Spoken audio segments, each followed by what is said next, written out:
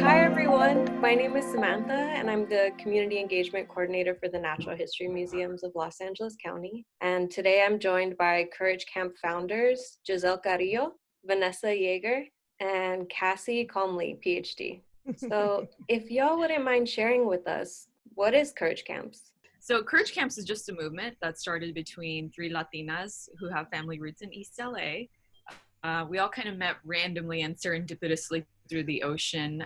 We didn't know each other before we started surfing. We started surfing together. Cassie was working on her dissertation, and we realized that all three of us had a really common life mission, which was to bring Latinos to the ocean, bring people from our community to the ocean, especially because in our community, surfing is not really a thing. Like, nobody that you know surfs. Your brother doesn't surf, your cousin doesn't surf, your tia didn't grow up surfing. So we just kind of decided we want to build something, and that something became a camp. We call it Courage Camp. When we teach people, especially Latinos, how to surf and take them to the ocean for the first time, you really see this human experience come out, which is courage, and the ocean will absolutely teach you that. Mm-hmm. That's amazing. How did y'all get started surfing? I water skied. I grew up in Marina Valley by Lake Paris, so I used to water ski. And I think water skiing started it because I already had that experience in the water, but I kind of had seen Gidget and different Endless Summer and just things I saw on TV. So I always had this desire to surf. I started surfing when I was in high school too. I grew up in La Habra, which is really inland from the beach. Same thing as Vanessa. I had friends in high school that were surfers, and we used to all ride bikes together, and eventually we just sort of transitioned over into surfing. Now it's really great to be able to provide this activity to our communities. It's really special, and I love it, and couldn't imagine my life without it. So that's my surf story. I started what I would consider pretty late in life. So I was going through my quarter life crisis when I was like, why am I so unhappy? Everything that I was told should work out isn't working out. And so I just quit. I quit my job. I quit a lot of bad habits in life, like not being healthy. And so I was focused on that. I was laser focused on finding my purpose and finding my health. And surfing just kind of came up as one of those physical ideas or activities that I'd always been curious about. And so I went out, took a lesson in Venice Beach, didn't catch a single thing, not even anything on my belly. I failed completely. But immediately after that was over, I was like, I want to keep doing this. I want to keep trying. And so you have a lot of time in the ocean to reflect. You sitting out there, especially when you don't know what you're actually doing. And then I just remember thinking about all the students that I had. So I used to be a teacher, and I started thinking about all the students that would never have access to that. So that's kind of my little surf story. That's amazing. Cassie, you mentioned you studied surfing. Can you tell us a little bit more about that? Yeah, so for my master's thesis, so a little background on me. I started studying surfing in undergrad. As I mentioned, I went to Cal State Long Beach, and I was interested in it in a very different way. I was interested in how surfers sort of redirect their aggression in the water towards other surfers, and I came up with this real snazzy title for that. And I was not even thinking intersectionally. I wasn't thinking about women surfers. I wasn't thinking about diversity.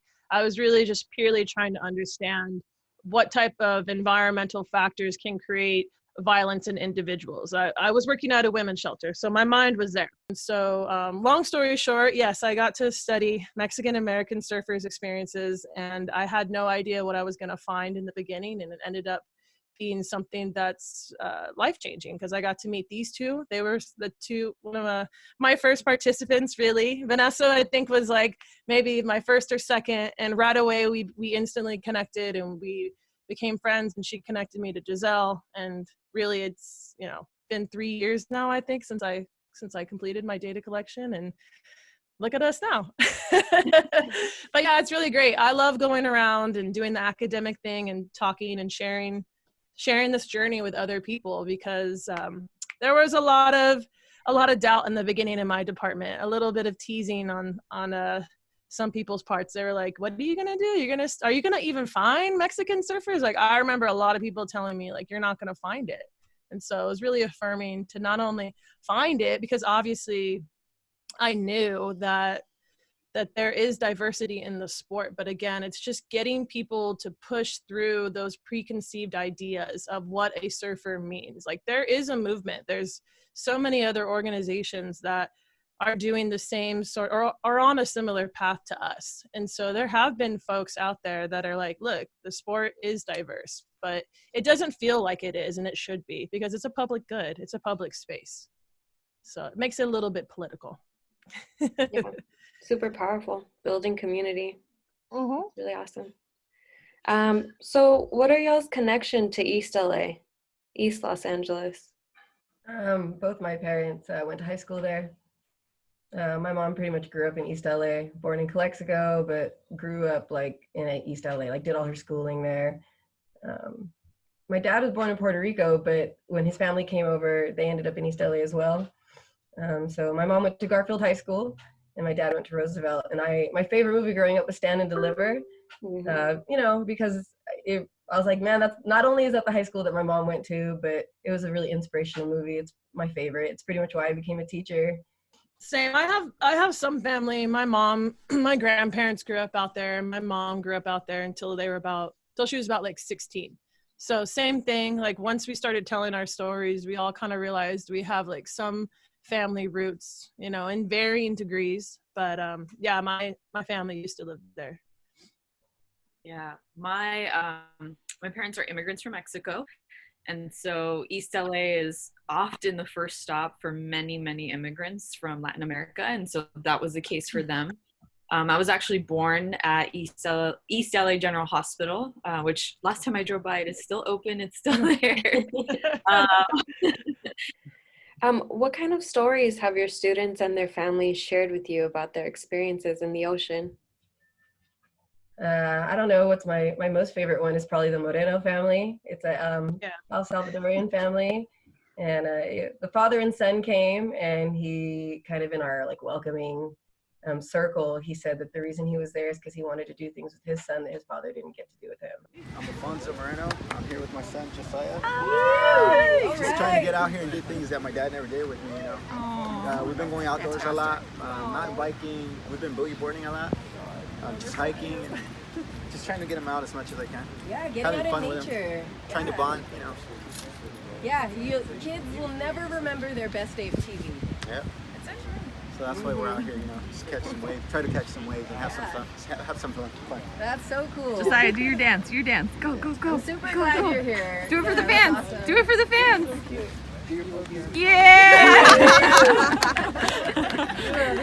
His story, you know, for him to say, like, as a male, as a father, like, I wanted to take my son and show him this different world. Like, it was really important for him to have that father-son connection, I think, is what really does stand out to us, because that's something that we want these families, you know, we want to not only just provide them with this activity that maybe they wouldn't be able to access due to, you know, whatever limitations, but on top of that, like, something more is happening. How was it? Good. What did you like about it? That we could catch waves. What did it feel like to catch a wave? Like you're flying. Like you're flying? Did it feel cool? Yeah. Do you want to do it again? Yeah. All right. Good job. Woo. Yeah, I'm like crying just hearing you guys tell the stories again. What we do, and this, like, it was very spontaneous, we couldn't have even planned it, is we do a welcome circle where at the very beginning, when people get there, we tell them to look for the Mexican blankets. They find the Mexican blankets, and then we all get in a big circle. We brought conchitas last time. We get in a big circle and we just all introduce each other. At our last camp, the mothers, there were a group of 3 who know each other and are friends, and they come up to us and they're like, we're just so happy that our little girls get to see strong Latinas. Growing up, like, we just didn't have examples like that. Like, Vanessa is the queen of surfing. Yes. Cass is just such a piece in her workouts, in her academics. And I want your arms, Cass. And I do jujitsu, I do martial arts, and we shared all these little stories with them. And the mothers were just, I think we're closing a gap in terms of womanhood and Latinas, and showing the generation just underneath us that like what is possible. How powerful though to like have those moments with your community and just like be able to provide that like that image for someone, right? Because kids are really going to remember that, and just like that'll help guide them. That's really incredible. Y'all are doing amazing work. So how did three Latinas who met as friends start a community movement? And how did you keep it alive as a passion project? It is very much a passion project. Like Cassie said, we all have full-time jobs, and we all have our own things that we do outside of this. I think recognizing that we all had a similar mission in life, and that happened pretty early on with us meeting. Then having like a way to build it, which became a camp, a Courage Camp. But I think the reason we are able to keep going, and we've already kind of alluded to this, is that the three of us, as much as we have so much in common, we also have so much that's different and unique with each of us. And we're really good about being honest with each other and with ourselves about what you're good at, and you go tackle that. What I'm good at, and I'll go tackle this. Like, no, I don't actually feel like that speaks to me. I'm not going to do that. Like, let's see how we can reshift this.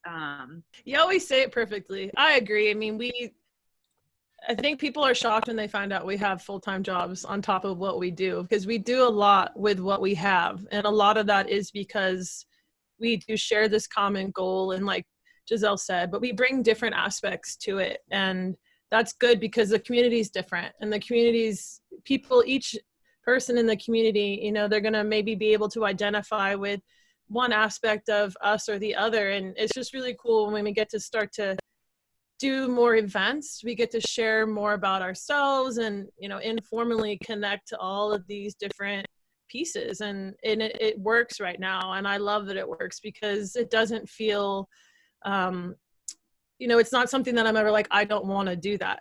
And each of us kind of works those different angles. Vanessa knows everybody. She's got the most Instagram followers. So she's like the super hub of the group, and I got like my nerdy little academic friends here and there that love to see what we do. Giselle's got a ton of friends that are athletic, active. Like, we got all these different corners that we just sort of naturally cover, and it just comes together. And I love it. And yeah, we want to turn it into something lifelong. We want to start doing work in San Diego, want to do maybe some work up north. So we got a lot of ideas, and it's going to happen even with this quarantine.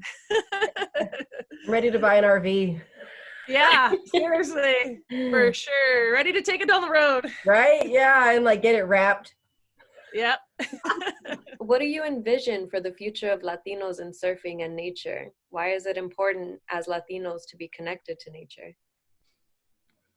Vanessa, you want to go first? I envision it to look like this, and for it to look more like this, and just for kids to get a head start, like a jump start.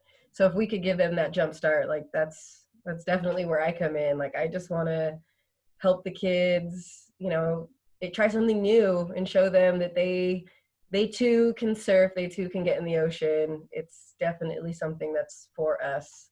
And at this point, it's for us by us.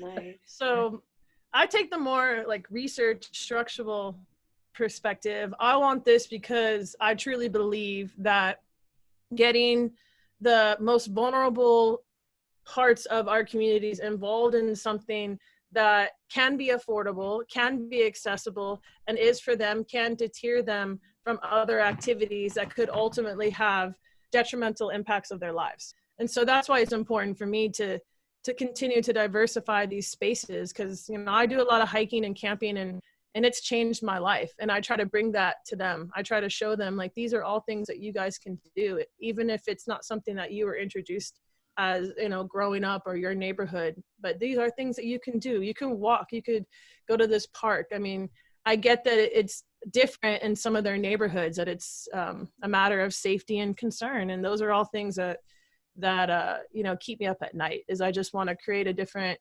avenue for these young boys and girls that I work with. So yeah. It's a long answer. Tell me what your name is. Josiah, Josiah. What did you say right now? I like surfing. You like surfing? Are you excited? Yeah. Why do you like surfing? Because the waves. Because the waves. For me too, it's I think of it from the angle of our Latin community. And, my story is the oldest daughter from an immigrant family. And for so many years, I lived with this really heavy load of, playing it safe, but also being responsible for uplifting the future of my entire family, navigating a world that I had to succeed at, which is academics and a bunch of other things in life, without being able to lean over to my parents and be like, hey, how do I do this? And so I think the ocean for me was just such a healing thing. I can't even explain how it healed me from that. And so what I want to do is give that lesson and that healing and that power, because I think the ocean has taught me how powerful I can be and how free I can be, and give that lesson back to our community. And so what that looks like for me is revolutionizing our education system. There's also a little piece of me that would love to expand this beyond just our local communities and go to Latin America. I go and visit some of my cousins in Mexico, and I see how much they crave for something that does feel empowering for them. So I think there's communities around the world that could benefit from just the master teacher herself, which is the ocean. Wow. It's big. Yeah, see, I'm right here doodling, and I'm like putting positive surf community, Taking notes.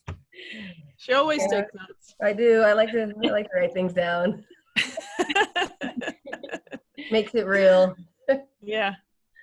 Where can folks find y'all? Like, where should folks follow along? Where can they support? How can they support? Facebook, Instagram. I feel like we're on everything. So GoFundMe. Yeah, we have a GoFundMe. We have Instagram. We have a Facebook. We have a website that we're developing. So we're going to be getting all that stuff running soon. But most people found us on Facebook first, and then Instagram, or we have like 2 Instagrams. We have one specifically for Courage Camp, and then one for our Latinx surf community that, like I said, is a bit more informal, but we're very active with both. And so, yeah, we can include that information if you need the exact Instagram handle and Facebook. But for Facebook, you just search Latinx Surf Club and you'll find us. Yeah, and then so I personally love Instagram. Vanessa does too. So we're always creating on there, but we're curating our Facebook group as well. And then in addition to that, we are going to build our website. For events, we have Courage Camps each summer, and we try to have at least 3. But of course, with the way the world is right now, we're going to see what that looks like this summer. We also do meetups for surfers. So Courage Camps is for people that have never really surfed. We do a mañana surf for Latinx surfers who never had anyone else to paddle out with or to surf with. And then at the end of the summer, again, tentative, we do a Dia de Playa, where we bring our families and our dogs and just like post up at the beach all day long, and like play our music and celebrate our food. That might be one of my favorite events, because we get to really see each other. But that's kind of our plan for the year, and it is seasonal. We typically don't do anything when it's cold. So the fall and the winter, because like Cassie said, we're getting old, our bones hurt in the winter. Vanessa's the only one who surfs when it's cold. I focus on skateboarding or jujitsu. Yeah, I take a break from it. Cool. Well, it was really nice to meet y'all. I'm looking forward to seeing what's next.